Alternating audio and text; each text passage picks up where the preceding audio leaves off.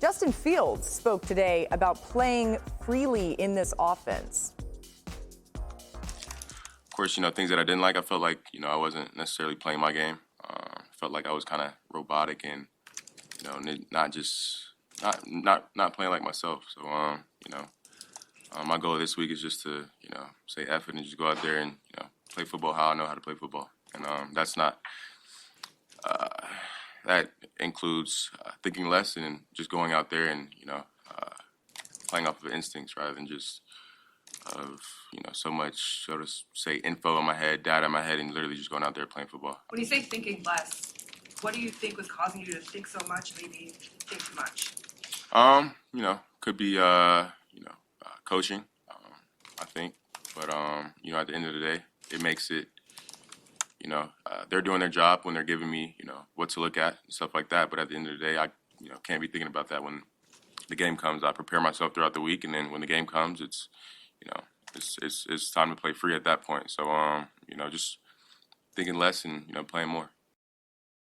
Okay, so that happened earlier. Then later in the day after practice, Fields readdressed the situation saying, quote, when you take my quote out of context, when you say just that, if you paint the picture on the inside out, it's like you all are trying to split us up. I'm not blaming anything on the coaches. I'm never going to blame anything on the coaches. I'm never going to blame anything on my teammates. Whatever happens in a game, I will take all the blame. I don't care if it's a drop pass. It should have been a pass. Put it on me.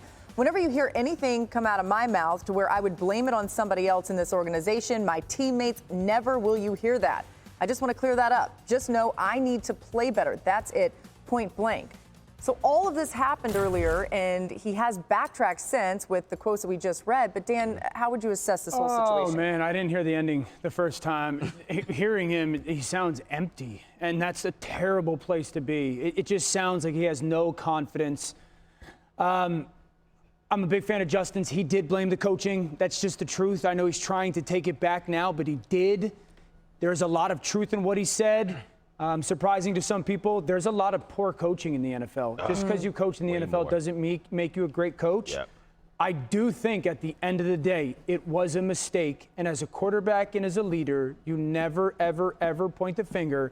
And you always, always, always go out of your way to take all the blame. He didn't do that. Now he's going to have to cover up for it. I don't hate the transparency. I'm gonna be honest with you. You're right. It's not great, and it could work out the other way. But now he's put himself in a situation and say, okay, I'm going to go out here this Sunday, and I'm going to play football my way. Right. What better test are we going to have than to say, okay, let's see what football looks like Justin Fields' way. And if he plays well, what do you think the conversation is going to be next week? No doubt. Where's this been? Exactly. Yeah. There you go. So, and if he doesn't play well, though. If he doesn't play well, then, that's what it is. And it's okay.